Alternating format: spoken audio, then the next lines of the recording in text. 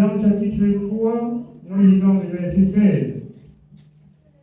Car Dieu a tant aimé le monde qu'il a donné son Fils unique, afin que quiconque croit en lui ne périsse point, mais qu'il ait la vie éternelle. Dieu n'a pas choisi certaines personnes qu'il doit aimer et rejeter d'autres. Dieu a tant aimé le monde, sans indiquer des personnes que Dieu a aimées. Dieu a tant aimé le monde, toute sa créature. Alors, beaucoup souffrent et disent, Dieu m'a oublié, Dieu m'a abandonné. Ce sont les hommes qui abandonnent Dieu. Ce sont les hommes qui oublient Dieu. La parole de Dieu, car Dieu a tant aimé le monde, il a donné son Fils unique, afin que quiconque croit en lui ne périsse point, mais qu'il ait la vie éternelle. La vie éternelle est destinée pour tous ceux qui croiront en Dieu. Ce sont les hommes qui refusent de croire en Dieu. Dieu a aimé tout le monde entier. C'est pourquoi l'apôtre Paul, dans Romains 13 à Rome, alors, voyant le peuple israélite gémir, il dit, Dieu a-t-il donc abandonné son peuple? Lisez pour nous Romains chapitre 11 à partir du verset 1. Nous lisons Romains chapitre 11. Nous commençons au verset 1. Je dis donc, Dieu a-t-il rejeté son peuple? Loin de là. Je dis donc, Dieu a-t-il rejeté son peuple? Loin de là. Dieu n'a rejeté personne. Dieu n'a rejeté personne et jusqu'à ce matin, Dieu ne rejette personne. Dieu voudrait que tous les hommes parviennent au salut. Dieu voudrait que tous les hommes se repentent et marchent dans la vérité, dans la justice et dans la sainteté. Ce que les hommes parcourent le monde pour chercher, laissant la parole de Dieu, n'est que vanité. Or, vous pouvez comprendre pourquoi dans Jean, il dit qu'au commencement de toutes choses était la parole. Et quand vous rentrez dans Genèse, je le dis encore, dans Genèse, il est dit à la création, Dieu utilisa la parole. Il dit que telle chose soit, ce fut comme Dieu a dit. Au commencement était la parole. La parole de Dieu dit ce matin que Dieu n'a rejeté personne. Mais les hommes ont choisi tel que la parole de Dieu l'indique. Avant que cette lumière ne vienne, les hommes ont choisi l'obscurité. Les gens apparus pour témoigner la présence de la lumière, du Fils de Dieu unique qui venait sauver toute l'humanité.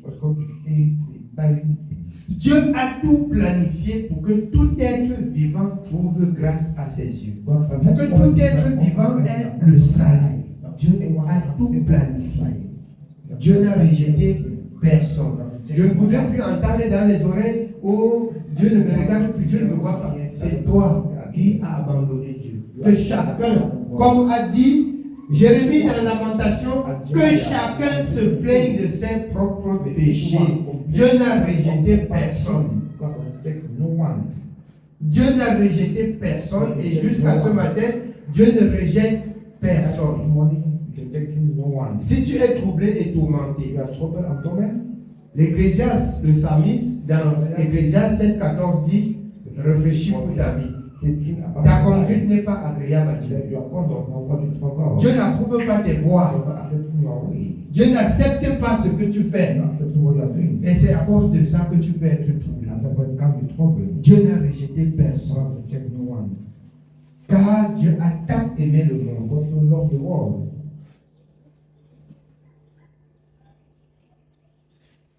Le prophète Ézéchiel a dit,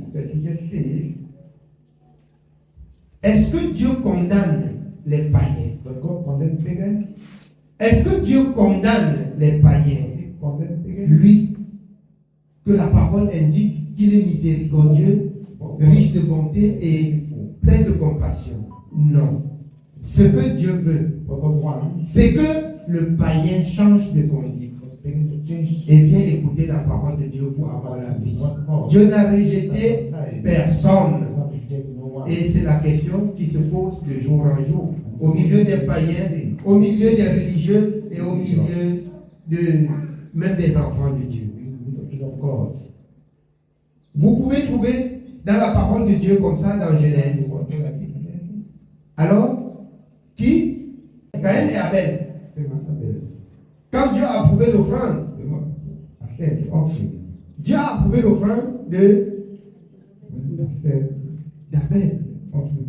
Et Caïn, jaloux d'Abel, que Dieu l'aime plus que moi. Oh, Dieu aime tout. Dieu voudrait que tu travailles encore pour arriver à être agréable à Dieu. Mais tu regardes plutôt celui que Dieu a approuvé ses voies et la jalousie se lève dans ton cœur. Tu as de la haine pour celui qui Dieu a approuvé ses voies. Tu ne pourras jamais être agréable à Dieu. Cherche à plaire à Dieu et non à avoir de la haine pour ton frère que Dieu a approuvé ses voies. Voilà ce qui tue ceux qui se disent bien en ce temps de la fin, enfants de Dieu. Voilà ce qui nous ruine. Nous laissons de regarder nos voies, de sonder nos voies pour marcher selon la parole de Dieu, mais nous portons de la haine envers ceux qui Dieu a approuvé leur voie. Et on ne pourra jamais être agréable avec cette attitude, avec cette conduite. Je ne sais pas Dieu par rapport à quelqu'un. Je sais Dieu pour être agréable à Dieu. Et si un jour, Dieu me montre que je ne suis pas agréable à lui, je vais méditer encore pour améliorer mes voies. Je ne dois pas avoir de la haine pour celui en qui Dieu a approuvé ses voies. Et ce fut la pensée. Ce fut ce problème entre Caïn et Abel. Et vous voyez, la même chose existe jusqu'en ce jour dans l'Église. Je n'ai pas dit dans la religion, dans l'Église. Ça existe. Ça existe dans l'Église. Dieu a approuvé les voies de quelqu'un. Tellement il est content, tu voudrais le voir malheureux comme toi. Bien-aimé, c'est la malédiction que tu prends. Et tu redoubles ta peine. Dieu n'a rejeté personne. Mais Dieu n'approuve pas les voies qui mènent au mal. Dieu a-t-il rejeté son peuple? Non, loin de là. Oui, bien aimé, on continue.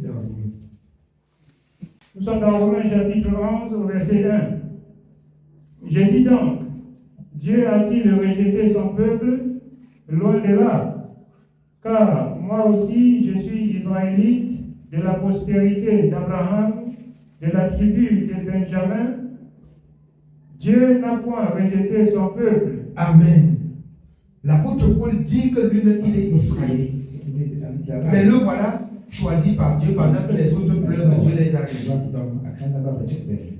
Le voilà devant Dieu, rempli de l'Esprit de Dieu et enseignant les voies du Seigneur au peuple du Seigneur qui se disait peuple choisi et ne suivant pas la justice de Dieu.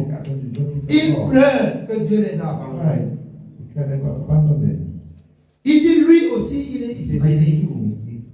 Dieu n'a pas rejeté son peuple. Si tu es enfant de Dieu, moi aussi je suis enfant de Dieu. Et si Dieu n'approuve pas tes voies, il a approuvé les miens. Arrange ta vie. Arrange ta vie.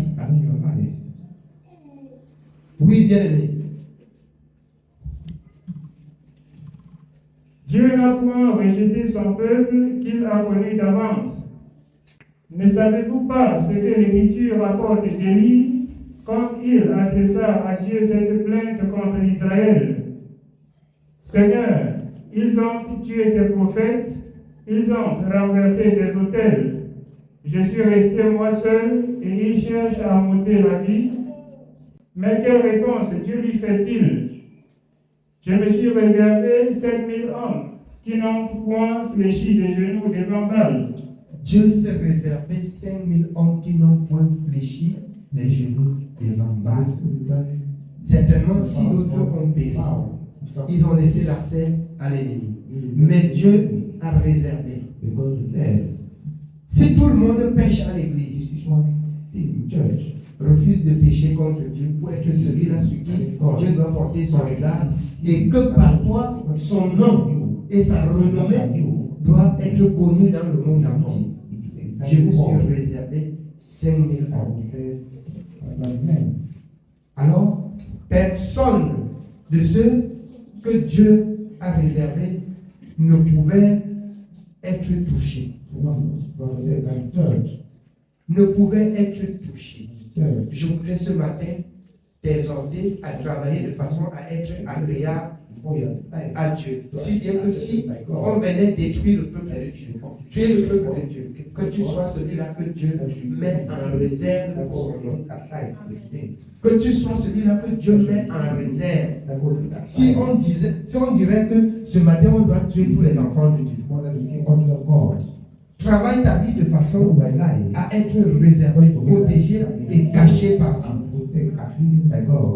Quand ils vont finir de dire qu'ils ont tué le peuple de Dieu, alors Dieu va encore glorifier son Saint-Nom sur la surface de la terre et tu seras parfait. Amen. Oui, bien aimé. De même aussi, dans le temps présent, il y a un reste selon l'élection de la grâce. Il y a un reste selon l'élection de la grâce. De même, en ce moment où nous sommes. Alors, qu'est-ce que la grâce? L'apôtre Paul résume et fait comprendre. Demeurions-nous dans le péché afin que la grâce surabonde? Loin de là. La grâce, c'est ce qu'on a reçu et on a protégé. Dieu a réservé un reste selon la grâce qui nous sommes ce matin. Il parlait premièrement d'Israël, Chanel. Et ce matin, il parle de nous, par la grâce que nous avons reçue de Dieu. Mais si on a reçu la grâce, ce n'est pas une grâce pour aller encore pécher contre Dieu. La grâce, c'est ce que nous n'avons pas mérité. Or, Dieu résiste à qui? Aux pécheurs, aux orgueilleux. Si quelqu'un marche ou vit encore dans le péché, c'est celui-là qui a reçu la grâce en vain. Et c'est celui-là qui est prêt à être abandonné par Dieu. Amen. Oui, bien aimé. Or, si c'est par grâce, ce n'est plus par les œuvres. Autrement, la grâce n'est plus une grâce. Si c'est par grâce, ce n'est plus par les œuvres. Vous savez ce que c'est que l'œuvre? L'œuvre, il fallait, bien aimé, offrir. Il fallait sacrifier. Il fallait obéir au sacrifice. Ce n'est plus cela. Mais c'est l'obéissance à la parole. La grâce. C'est que Dieu a tendu la main à ceux qui n'ont pas mérité. Et il dit, prends.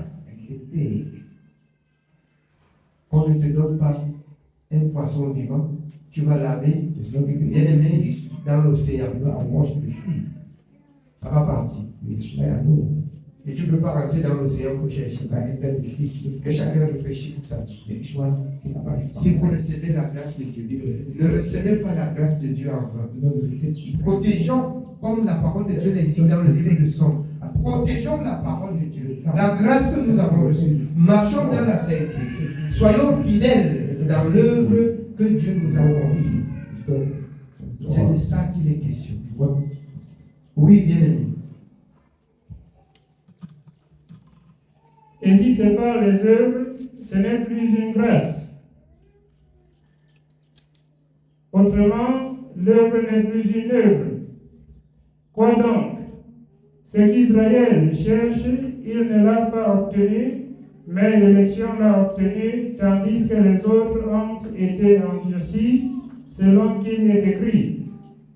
Dieu leur a donné un esprit d'assoupissement, des yeux pour ne point voir et des oreilles pour ne point entendre, jusqu'à ce jour. Et David dit que leur table soit pour eux un piège, un filet, une occasion de chute et une rétribution. Vous voyez, ils sont orgueilleux. Que c'est de leur tribu que Jésus est venu. Que le salut, c'est pour eux. La parole de Dieu dit que c'est un piège pour eux, afin que plusieurs partent dans l'enfer. Or, si un homme n'est pas insensé, comment il peut croire que le même Dieu qui m'a créé et qui l'a créé doit te rejeter et m'accepter? Dieu doit accepter toute sa créature.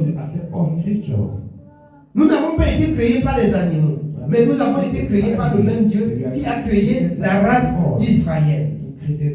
Et maintenant, Dieu a trouvé bon de nous sauver. Et ça excite leur jalousie. C'est un piège pour eux. S'ils ne croient pas à cette parole de la justice, ils n'entreront pas. Ils n'entreront pas. Et si toi, qui est né dans la maison de Dieu, tu penses que l'affaire de Dieu là, c'est que tu n'obéis pas à la parole, non plus toi-même, tu n'entreras pas. Vous pouvez bien comprendre pourquoi. La parole de Dieu dit que tous nous sommes nés sur le péché. Tous. Et tout être vivant. Et chaque personne que tu es né dans la maison du prophète, dans la maison du pasteur, dans la maison du... Tu vas passer par la repentance. David, l'homme selon le cœur de Dieu. Je suis né, j'ai été conçu dans l'iniquité. Je suis né dans le péché. Tant que j'ai fermé ma bouche, Somme 32, j'ai gémissé. Mon péché témoignait contre moi. J'ai ouvert ma bouche et j'ai fait connaître mon péché à l'Éternel. J'ai trouvé la paix. C'est dans la repentance. Que tu es né, que tu sois né dans la maison de Dieu, que tu sois né, que tu sois fils du prophète ou du pasteur, c'est dans la repentance. Amen. Oui, bien aimé. Nous continuons au verset 10. Que leurs yeux soient obscurcis pour ne point voir et tiens leur dos continuellement courbé. Je dis donc, est-ce pour tomber qu'ils ont tranché? Loin de là. Mais par leur chute, le salut est devenu accessible aux païens afin qu'ils fussent excités à la jalousie. Par leur chute, le salut fut accessible aux païens afin que ça excite leur jalousie. Que tu crois que la maison c'est pour toi. Celui qui vous a créé tous dit tout le monde doit entrer dans cette maison. Et tous ceux qui entrent dans la maison, ils travaillent. Et tu te dis, enfant de la maison, tu ne travailles pas. Tu ne vas pas manger. Tu ne vas pas manger. Tout le monde sont appelés à travailler pour mériter le salut. Le royaume de Dieu. Il y a des règles pour entrer dans le royaume. La repentance, la sanctification, la persévérance, l'enseignement, c'est ce qui va vous conduire dans le royaume de Dieu. Qui que tu sois,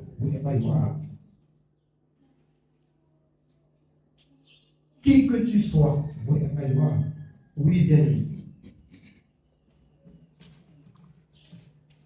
Or, si leur chute a été la richesse du monde et leur amoindrissement la richesse des païens, combien plus en sera-t-il ainsi quand ils se convertiront tous?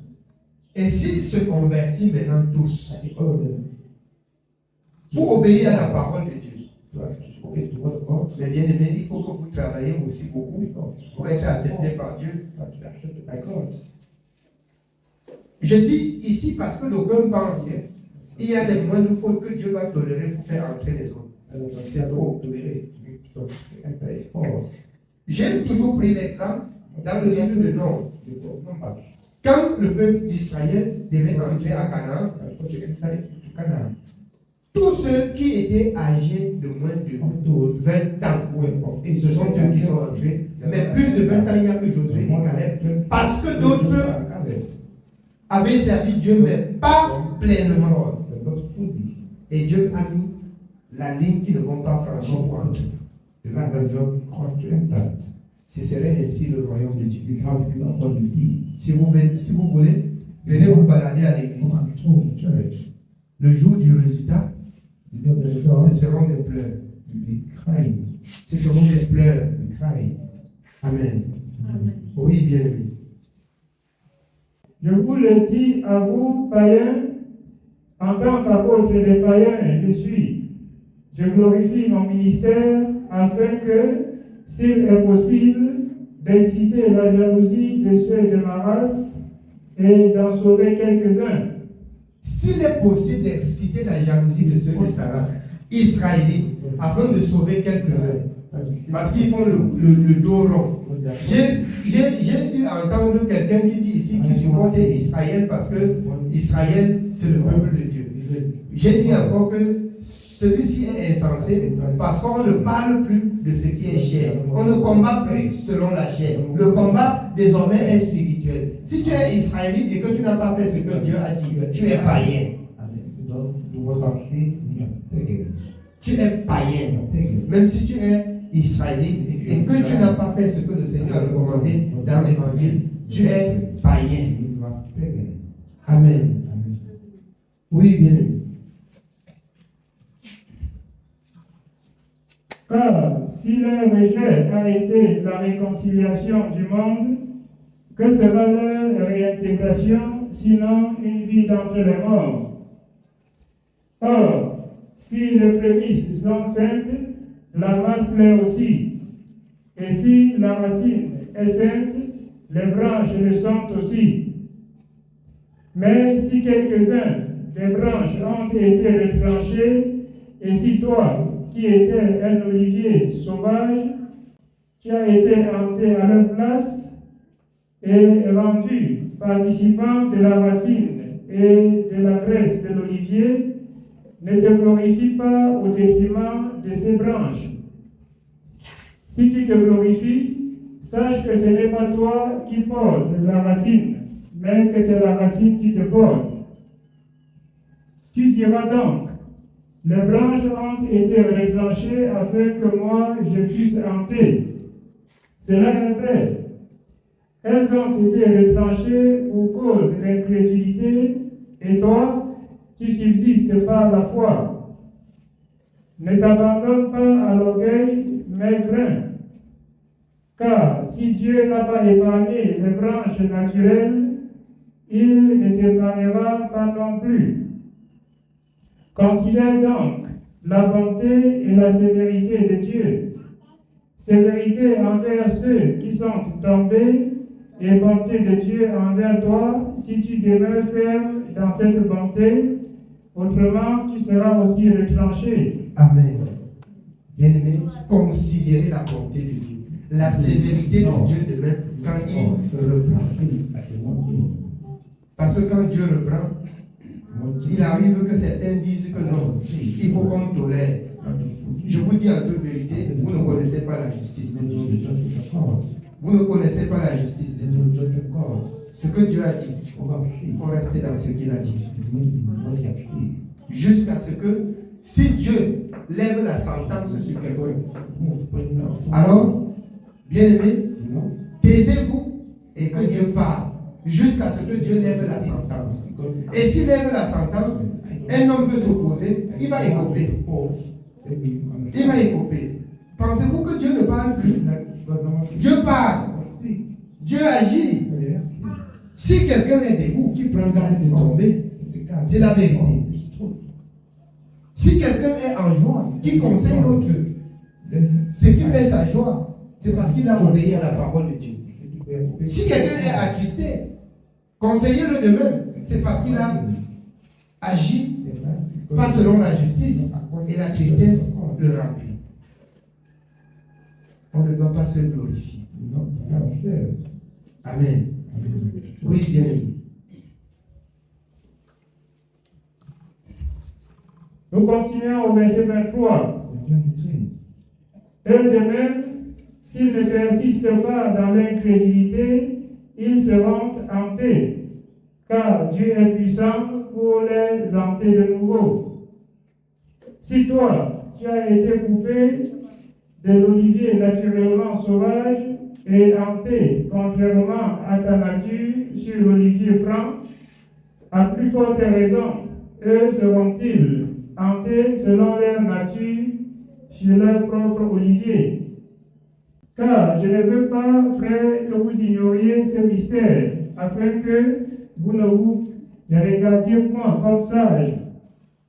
C'est qu'une partie d'Israël est tombée dans l'endurcissement jusqu'à ce que la totalité des païens soit entrée. Et ainsi, tout Israël sera sauvé selon qu'il est écrit.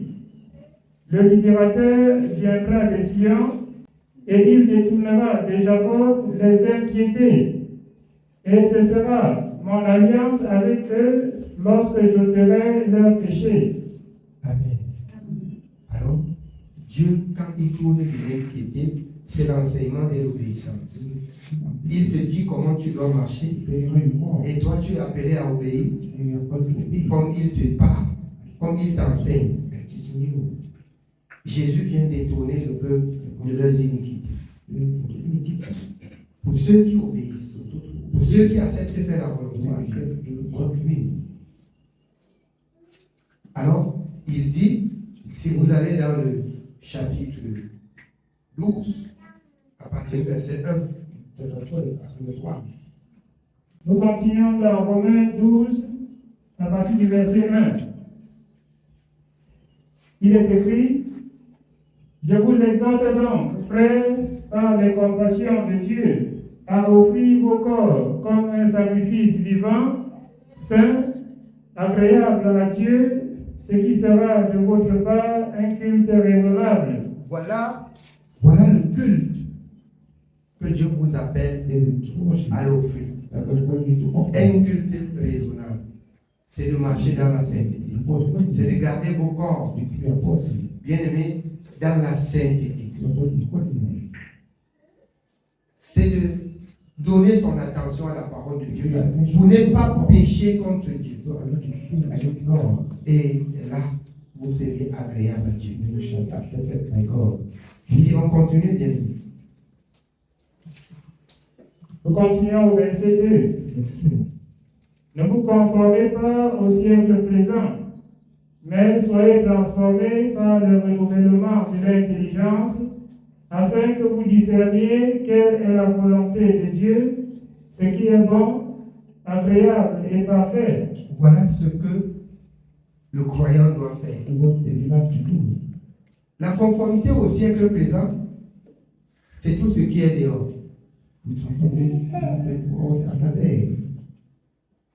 Alors, Jésus-Christ étant le même hier, aujourd'hui et éternellement, il ne change pas.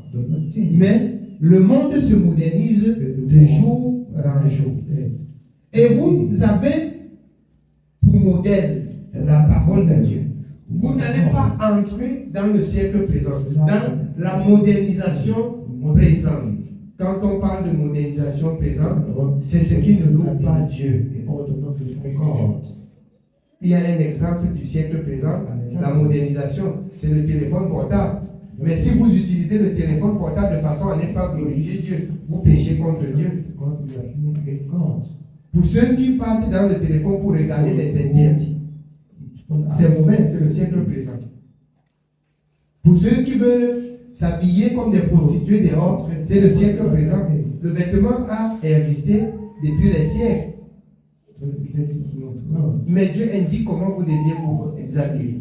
Dieu vous dit même de ce que vous recevez comme enseignement, choisissez ce qui est bien et rejetez ce qui est mal. Il s'agit dans le monde. Dans le marché, tu vas trouver ce qui est bien, tu vas trouver ce qui est mauvais. Prends ce qui est bien et laisse ce qui est mauvais.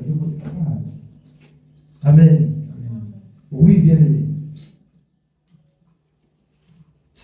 Par la grâce qui m'a été donnée, j'ai dit à chacun de vous de n'avoir pas de lui-même une trop haute opinion, mais de revêtir des sentiments modestes selon la mesure de foi que Dieu a départie à chacun. Que personne n'ait une très haute opinion.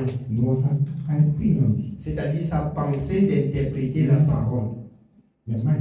Mais nos pensées doivent retourner aux pensées de nos prédécesseurs par le Saint-Esprit. Donc l'apôtre Paul fait mention dans le livre de Galatie, marchez par le Saint-Esprit et vous n'accomplirez jamais les désirs, jamais.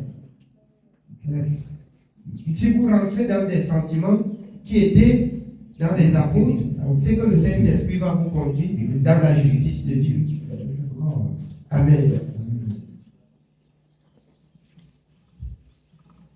Car, comme nous avons plusieurs membres dans un seul corps, et que tous les membres n'ont pas la même fonction, ainsi, nous qui sommes plusieurs, nous formons un seul corps en Christ, et nous sommes tous membres les uns des autres.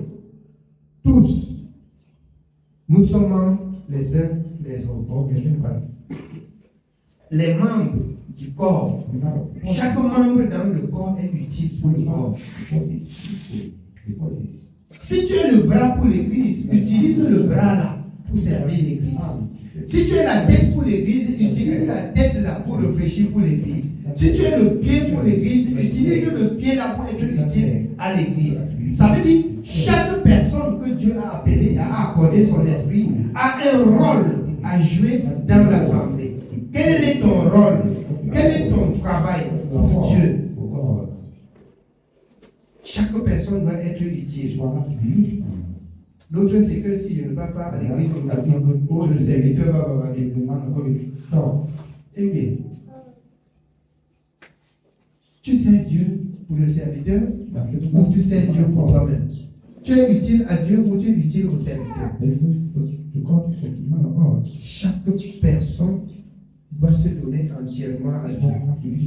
Quand tu manques d'accord, sache que si tu étais le pied, sache que l'église n'a pas marché sur le pied là le jour là et tu rendras compte à Dieu. Chaque personne a un rôle. C'est pourquoi j'ai le plus souvent annulé plusieurs de mes voyages. Parce que je trouve qu'il doit y avoir des équilibres dans la maison de Dieu. Par moments, c'est un voyage j'annule pour rendre le ministère. Chaque personne doit se montrer utile pour l'œuvre de Dieu. Si tu n'as pas reçu, tu dois recevoir. Si tu as reçu le Saint-Esprit, elle est accompagnée des autres. Quel est le don que Dieu t'a accordé pour son service? Nous n'avons pas pris pour nous-mêmes. L'apôtre Paul, si je vis, ce n'est plus moi qui vis, c'est Christ qui vit en moi. Si Christ vit en toi, quelle est l'œuvre de Christ en toi? Amen. Oui, bien aimé, on continue. Nous sommes au verset 6. Puisque nous avons des dons différents selon la grâce qui nous a été accordée, que celui qui a le don de prophétie l'exerce selon l'analogie de la foi. Que celui qui est appelé au ministère s'attache à son ministère. Que celui qui enseigne s'attache à son enseignement et celui qui exhorte à l'exhortation. Que celui qui donne le fasse avec libéralité. Que celui qui préside le fasse avec zèle. Que celui qui pratique la miséricorde le fasse avec joie. Chaque chose doit se faire dans l'analogie de la foi, dans l'ordre. Et chacun doit trouver son rôle. Si tu dois regarder, tu dois examiner, tu dois servir de façon à ce que Dieu te montre ton utilité dans sa maison. Si tu es cette vase vide dans la maison de Dieu, c'est que certainement, tu ne pourras pas hériter le royaume de Dieu. Si tu es cette vase d'honneur et que tu persévères à remplir bien ton ministère, tu seras certainement utile à Dieu. Amen. Oui, bien aimé. Que la charité soit sans hypocrisie. Ayez le mal en horreur. Attachez-vous fortement au bien. Ayons le mal en horreur, attachons-nous fortement au bien. Nous avons appris dès le commencement de l'exhortation 2 personnes qui, dans la maison de Dieu, l'un a eu la haine contre l'autre parce que Dieu a approuvé ses bons. Et ici, la parole de Dieu nous appelle encore d'avoir de la haine pour le mal et d'aimer le bien. C'est quand le mal a rempli le cœur que la haine se lève aussi contre son prochain. Amen.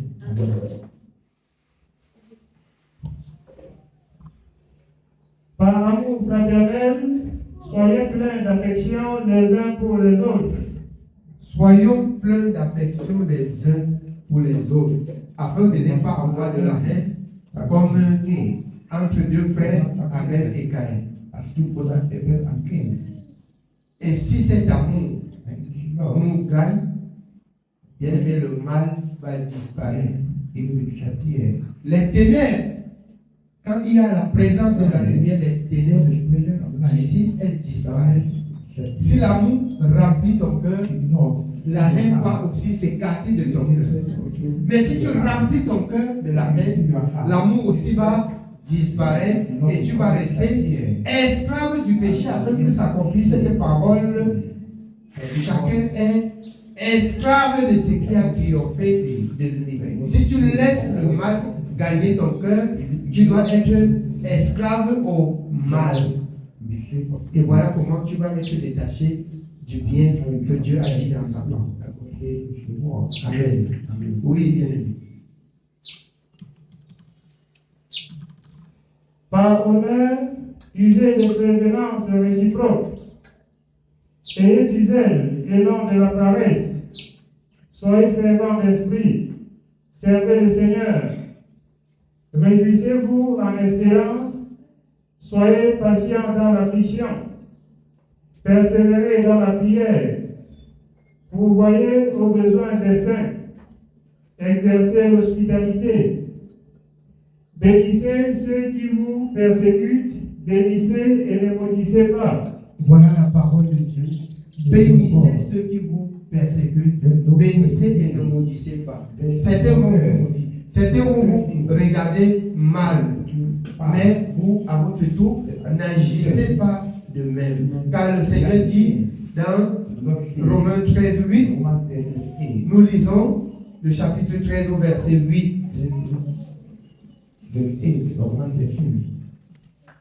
Le Seigneur a bien voulu que nous recevions le conseil que le serviteur Aaron a enseigné aux autres. Ça s'adresse à nous ce matin. Oui, bien aimé. Romains chapitre 13, nous lisons le verset 8. Ne devez rien à personne si ce n'est de vous aimer les uns les autres. La seule dette que tu dois à ton prochain, c'est de l'aimer. Qu'il t'aime ou qu'il ne t'aime pas, toi, en tant qu'enfant de Dieu, tu es appelé à l'aimer. Ne devez rien à personne. Si ce n'est de vous aimer les uns les autres. Amen. Oui, bien aimé, on rentre.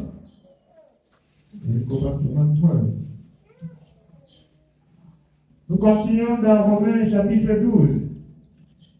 Nous continuons au verset 15. Réjouissez-vous avec ceux qui se réjouissent. Pleurez avec ceux qui pleurent. Si on a les mêmes sentiments, ça veut dire si quelqu'un a des douleurs, nous ressentons ces douleurs, nous portons ensemble. S'il est en train de se réjouir, nous partageons la joie de même. Beaucoup ici, quand c'est la joie, ils partent partager avec les paniers. Mais quand c'est les douleurs, il vient à l'église avec They come to church with us. on cherche le pasteur avec. Mais quand c'est la joie, on part chercher la famille charnelle pour manifester, célébrer la joie là avec eux. The joy with them.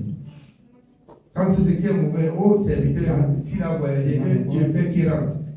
Ou que vous lui remplissez des douleurs. Mais quand c'est la joie, When joy, c'est pas partagé avec lui. no share it. Oui, bien aimé. Ayez les mêmes sentiments les uns envers les autres. N'aspirez pas à ce qui est élevé, mais laissez-vous attirer par ce qui est humble. N'aspirez pas à ce qui est élevé. Pour ceux qui voient, son ami a acheté le camion, lui il va acheter le train. Son ami achète le camion, il dit qu'il va sauter sur le camion, acheter le train. N'aspirez pas à ce qui est élevé. Soyons aussi humbles, tel que la parole de Dieu l'indique. Si Dieu t'a donné le vélo, va avec ton vélo. Si t'a donné la moto, va avec ta moto. Si demain il trouve bon de te donner la voiture qu'il te donne, sois ce que Dieu veut que tu sois. Et tu vas vivre en paix. Amen. Oui, bien-aimé. Ne soyez point sages à vos propres yeux. Ne rendez à personne le mal pour le mal. Recherchez ce qui est bien devant tous les hommes. S'il est possible, autant que cela dépend de vous, soyez en paix avec tous les hommes. Si ça dépend de vous, ça peut dépendre d'un homme qui ne veut pas les salutations avec toi. Mais si ça dépend de toi, il faut que tu sois en paix avec tous. Écoutons bien, parce que nous avons encore beaucoup de rancune dans les cœurs, beaucoup de jalousie. Mais si Dieu nous laisse la possibilité, soyons en paix avec tous ceux qui sont autour de nous. Voilà ce que Dieu nous enseigne. Oui, bien aimé. Ne vous vengez point vous-même, bien-aimés, mais laissez agir la colère, car il est écrit, à moi la vengeance, à moi la rétribution, dit le Seigneur. Amen. La vengeance est à l'Éternel. La rétribution, non, ça vient de l'Éternel. Soyez aussi calmes et faites la volonté de Dieu. Que le Seigneur nous bénisse. C'est le message de ce matin.